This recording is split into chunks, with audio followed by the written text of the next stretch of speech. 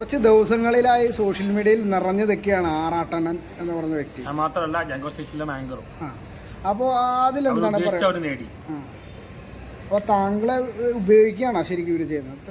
Content ഉണ്ടാകാൻ വേണ്ടിയാണ്. അവർ തലേദിവസം പറഞ്ഞാണ്, തലേദിവസം അവർ പറഞ്ഞപ്പോൾ അപ്പോൾ പറയേണ്ട കാര്യമേ ഉള്ളൂ. വിളിച്ചു വരുത്തി അപമാനിക്കൽ തന്നെയായിരുന്നു. അവർക്കാണ് കണ്ടന്റ് കിട്ടി. കുറച്ച് കണ്ണിങ് ഡീലാണ് ചെയ്തത്. ഇപ്പൊ താങ്കളെ പോലുള്ള ഒരാളായതുകൊണ്ട് മാത്രമാണ് ഇത്തരം ചാനലുകൾ പോലെ ഒരാളാണെങ്കിൽ നന്നായിട്ട് കിട്ടിയാണ്. ഞാൻ ആ സമയത്ത് ഈ പ്രണയം കൊണ്ട് റൂൾ ബൈ ഹാർട്ടായി. അതുകൊണ്ടാണ് എനിക്ക് പ്രതീക്ഷ ഉണ്ടായത്. തലച്ചോറ് നമ്മൾ പ്രണയത്തിൽ തലച്ചോറല്ല ഉപയോഗിക്കണം. തലച്ചോറ് ഉപയോഗിച്ച് നമ്മൾ അവിടെ നിൽക്കില്ല.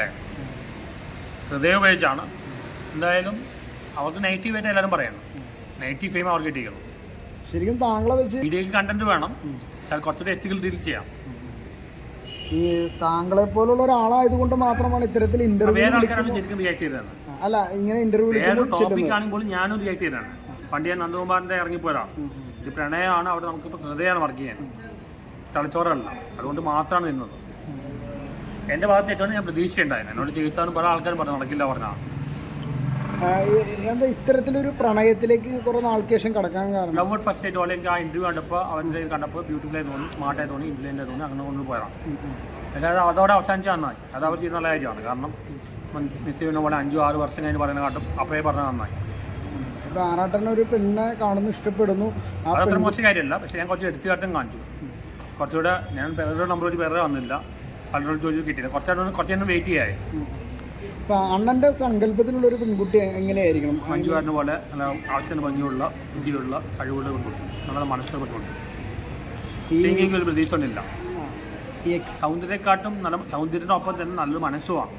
ബുദ്ധി വേണം, കഴിവ് വേണം, എല്ലാം കൂട്ടി. സാമ്പത്തികം നോക്കുന്നില്ല.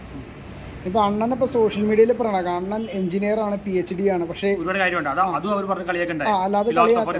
എനിക്ക് പറയാനുള്ളത് കൊണ്ട് പറഞ്ഞത് അത്രയും കാര്യം പറയാനുണ്ട്. ഫിലോസഫറാണ്, എഞ്ചിനീയറാണ്, റൈറ്റർ, ബുക്ക് ചെയ്തിട്ടുണ്ട്, റിസർച്ചറാണ്, റിവ്യൂവറാണ്, അഭിനയിച്ചുണ്ട്, ആക്ടറാണ്, ആങ്കറാണ്. അവർക്ക് പറയാനുള്ള അതിൻ്റെ ആക്ടിങ്ങും ആങ്കർ മാത്രമേ ഉള്ളൂ. അതിൻ്റെ ഒരു കോംപ്ലക്സ് ആവും. പിന്നെ അവരുടെ ആ പുച്ചിക്കിൻ്റെ സ്വഭാവം എനിക്ക് അത്ര ഇഷ്ടപ്പെട്ടില്ല. അതാണ് റിയാക്ട് ചെയ്തത്. ഇപ്പോഴും BEd ചെയ്തുകൊണ്ടിരിക്കുകയാണ്. BEdക്കാണ് ലിമിറ്റൊന്നുമില്ല. ഇതിന് മുമ്പ് ഞാൻ സ്റ്റാർട്ടപ്പ് കമ്പനി നടത്തിയാണ്. ബുക്കുകൾ ചെയ്തത് പല കാര്യം ചെയ്താണ്. ഒരു പുച്ചിക്കിൽ അവർ പുച്ഛിച്ചു. ആറാട്ടൻ വയറിലായപ്പോൾ അതും പുച്ഛിച്ചു. പെരേരയും പുച്ഛിച്ചിട്ടുണ്ടായി. ആ പുച്ചിക്കിൻ്റെ സ്വഭാവം ഇഷ്ടപ്പെട്ടില്ല. റിയാക്ട് ചെയ്തത് ഞാനിപ്പോൾ ഒരു പ്രണയം എന്ന് അല്ലെങ്കിൽ വേറൊരു ടോപ്പിക്കാണ് ഞാൻ അപ്പം ഇറങ്ങിപ്പോയാണ്. ഇതൊരു നമ്മൾ ആ സമയത്ത് പ്രതീക്ഷ വെച്ച് തലച്ചോറല്ല നമ്മളവിടെ ഉപയോഗിച്ചത്, ഹൃദയമാണ് ഉപയോഗിച്ചത്. ഇപ്പോൾ താങ്കൾ റിസർച്ച് ചെയ്യുന്നുണ്ടെന്ന് പറഞ്ഞു. അപ്പോൾ അത്തരം അവിടെ റിസർച്ച് ചെയ്യാൻ പോകുമ്പോൾ താങ്കൾക്ക് ഒട്ടനവധി കുട്ടികളെ അല്ലെങ്കിൽ സ്ത്രീകളെയൊക്കെ കാണുന്നത്. അപ്പോൾ അവരോട് ആരെങ്കിലും ഒരു ക്രഷ് തോന്നുകയൊന്നും തോന്നിയില്ലേ? ഇത്രയും വലിയൊരു റിസർച്ച് ചെയ്യുന്ന സ്ഥലമാണ്. റിസർച്ച് പോകുമ്പോൾ റിസർച്ച് ഓരോരുത്തരും ഓരോ സ്ഥലമുണ്ടല്ലോ. ഇപ്പോൾ പൊതുവെ ഇങ്ങനെയും പറയുന്നുണ്ട്, എനിക്കിപ്പോൾ അങ്ങനെ ഒരു പെണ്ണില്ലാതെ ജീവിക്കാൻ പറ്റും, അങ്ങനെ നിർബന്ധമൊന്നുമില്ല. എനിക്ക് പറ്റിയിട്ടല്ല ഈ പണിയെന്ന് മനസ്സിലായിപ്പോൾ. വേറൊരു റോളും കൂടി കണ്ട, അണ്ണൻ പ്രണയത്തിൽ കൂടി റിസർച്ചും ചെയ്യുന്നുണ്ടെന്നൊക്കെ കേട്ടു. ഇങ്ങനെ ആരെ പലരും പറയണ്ട. ഞാൻ ഒരു കൂടി കാര്യം ചെയ്യുന്നത്, എനിക്ക് PhD ഞാൻ ചെയ്യേണ്ടത് 4 റിസർച്ച് കമ്മിറ്റി കഴിഞ്ഞു. PhD ചെയ്യുന്നുണ്ട്, വീട്ടിലെ കാര്യം നോക്കുന്നുണ്ട്, അമ്മയുടെ കാര്യം നോക്കുന്നുണ്ട്. ഇതെല്ലാം ലാസ്റ്റ് പ്രയോറിറ്റിയാണ് ഫിലിം റിവ്യൂ ആണ്. പക്ഷെ എല്ലാവരും വിചാരിച്ച തിയേറ്ററിലെ ഫുൾ ടൈം ഇതൊക്കെയാണ്. ഞാൻ ഫ്രൈഡേ ദിവസം അതിന് വേണ്ടി മാറ്റി വെക്കണം. പിന്നെ ഇങ്ങനെ ഒരു അണ്ണന്റെ കോസ്റ്റ്യൂമിനെ കുറിച്ച് വളരെ മാറ്റം. അത് ഈ ഇന്റർവ്യൂവിന് പോയപ്പോൾ നന്നായിട്ട് പോയി. ഇന്റർവ്യൂവിന് നന്നായിട്ട് പോയത്. ഡ്രസ്സിംഗ് ഒന്ന് ശ്രദ്ധിക്കണം. അത് പണ്ട് പറഞ്ഞിട്ടുണ്ട്. എൻ്റെ ഭാഗത്തും എല്ലാം പറഞ്ഞിട്ടുണ്ട്. ഇങ്ങനെ പെരേരയായിട്ട് കമ്പയർ, പെരേര അടിപൊളി കോട്ട് സൂട്ട് ഇട്ട് വരുന്നത് വെൽ പ്ലാൻ. അവൻ ഭയങ്കര സ്മാർട്ട് തന്നെയാണ്. അവനെല്ലാം പ്ലാൻ ചെയ്ത് വന്ന ആളാണ്. നമ്മളൊന്നും പ്ലാൻ ചെയ്തല്ല. അവൻ്റെ എല്ലാം പ്ലാൻഡ് ആണ്. അവനൊരു നോക്കിയാൽ അവന് മിടുക്കൻ തന്നെയാണ് പറയാം. കാരണം അവനെ ഇത്ര നേടിയില്ലോ, പ്ലാൻ ചെയ്ത് നേടിയില്ലോ. എൻ്റെ എല്ലാം ഒരു ഭാഗ്യത്തിൽ സംഭവിച്ചാണ്. ഇനി മാരേജ് കാര്യങ്ങളൊക്കെ നോക്കുന്നുണ്ട്, കല്യാണം? അതില്ലെങ്കിൽ അതും വേണ്ട. എനിക്കൊരു ഗേൾ ഫ്രണ്ട് മതിയാണ്. ഇപ്പം അതും വേണ്ട. ഈ അനുഭവത്തോടെ അതും മാറി മതി. ഇനി പ്രണയം പെണ്ണെന്നൊരു ഇത് കൺസെപ്റ്റ് ഞാൻ പെൺവിരോധി ഒന്നല്ല. ഏതൊരു പെൺകുട്ടിക്ക് എന്നെ ഇഷ്ടപ്പെടുകയാണെങ്കിൽ എനിക്കും അവരെ ഇഷ്ടപ്പെടുകയാണെങ്കിൽ കല്യാണം കഴിക്കും. അതോടെ ഈ ക്രഷ് തീരും. പെൺകുട്ടി എന്നോട് കമ്മിറ്റ് ചെയ്താൽ അങ്ങനെ പിന്നെ വേറെ ആദ്യം പുറം പോയില്ല. ഇനിയിപ്പോൾ അതിനുള്ള നമുക്ക് തോന്നുമ്പോൾ പറയാൻ പറ്റും, വരുമ്പോൾ നമുക്ക് നേരത്തെ പറയാൻ പറ്റില്ലല്ലോ. എന്തായാലും ഇപ്പോൾ 37 വയസ്സിലായി, നമുക്ക് ഈ പണിയൊന്നും നല്ലത്. കഴിഞ്ഞ ദിവസം മാളവിക ഞാൻ ഈ കാര്യം എൻ്റെ കൂട്ടുകാരോട് ആയാലും പറഞ്ഞു, നിങ്ങൾക്ക് വേണമെങ്കിൽ ഇവരുടെ കിട്ടില്ല. അവർക്ക് നല്ല ഭംഗിയുണ്ട്, കുറേ ബോയ് ഫ്രണ്ട്സ് ഉണ്ടോ, നിങ്ങൾക്ക് 6 പാക്ക് ബോഡി ഉണ്ടോ? ശരിയാണ്, അതൊന്നും എനിക്കില്ല. സ്നേഹിക്കാനുള്ള മനസ്സും കിളിക്കത്തിൽ ഒരാൾ സ്നേഹിക്കാനുള്ള മനസ്സും ചിന്തിക്കാനുള്ള ബ്രെയിനും ഉണ്ട്. കാരണം നമുക്ക് വലിയ 6 പാക്ക് ബോഡി അങ്ങനത്തെ ഒന്നുമില്ല. അല്ല, ഈ 6 പാക്ക് ബോഡി ഉണ്ടെങ്കിൽ മാത്രമേ ഇന്ന് കേരളത്തിൽ പെണ്ണുങ്ങളുടെ ഈ ബുദ്ധിയും നല്ല മനസ്സിൽ നോക്കുന്ന പെൺകുട്ടികൾ വളരെ കുറവാണ്. എല്ലാവരും നോക്കുന്ന ഇങ്ങനത്തെ കാര്യങ്ങളാണ്. ഋത്തിക് റോഷനെ പോലെയോ അങ്ങനത്തെ ആൾക്കാരൊക്കെയാണ് അവർക്ക് ഇഷ്ടം. പൃഥ്വിരാജിനെ പോലെയോ.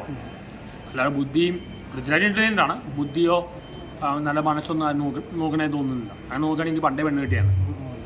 ഞാൻ വേറെ കാര്യം പോയപ്പോൾ അവിടെ ആൾക്കാർ പറഞ്ഞു മാളവിക വന്നിട്ട് പോകും, അത്രേ ഉള്ളൂ. ഇനിയിപ്പോൾ മാളവികയോട് ഒരു ക്രഷ് ആണെന്നൊക്കെ. മാളവിക അവല്ലേ എന്നെക്കാട് വളരെ പ്രായം കുറവുള്ളതാണ്. മാളവികയുടെ കഷ്ടമൊന്നുമില്ല.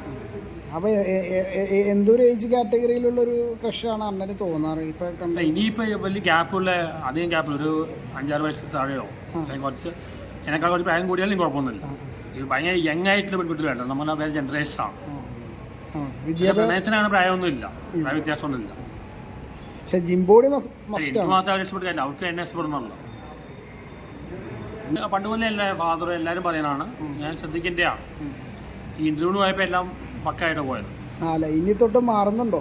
ശ്രദ്ധിക്കണം. പക്ഷെ പല ബുദ്ധിജീവികളും ഇത് ശ്രദ്ധിക്കാത്തതാണ്. പണ്ട് ജോൺ അബ്രഹാം പോലെ ബുദ്ധികളൊന്നും ഇത് ശ്രദ്ധിക്കാത്തതാണ്. മിക്ക ബുദ്ധികളും ശ്രദ്ധിക്കാറില്ല. അതുകൊണ്ടായിരിക്കും ഞാൻ ശ്രദ്ധിക്കാതെ പോയത്. ഇത് കുറച്ച് ശ്രദ്ധിക്കണമല്ല. ചെയ്ത്താൻ എന്നോട് എപ്പോഴും പറയാറുണ്ട്. പിന്നെ എൻ്റെ ഫാദർ മരിക്കും പോലെ പറഞ്ഞു, പണ്ടും പറഞ്ഞാണ്. അല്ല ഇത്തരത്തിലൊരു അധിക്ഷേപിക്കുന്ന ഇന്റർവ്യൂവിലേക്ക് താങ്കൾ ഇതാണ് ഇത്രയും നാൾ ഇന്റർവ്യൂവിൽ ഈ ഇന്റർവ്യൂ മാത്രമേ ഇങ്ങനെ അധിക്ഷേപിച്ചിട്ടുള്ളൂ. വേറെ ഇന്റർവ്യൂ ചെയ്തിട്ടില്ല, വേറെ ഒരു ഇന്റർവ്യൂ ഇങ്ങനെ അധിക്ഷേപിച്ചിട്ടില്ല. അതായത് ഇനി അവരായിട്ടൊരു ബന്ധവുമില്ല, ഇനി അവരുടെ നമ്പറൊന്നുമില്ല, ഇനി അവരുടെ ബന്ധമാക്കാൻ താല്പര്യമില്ല. ഇത്തരത്തിൽ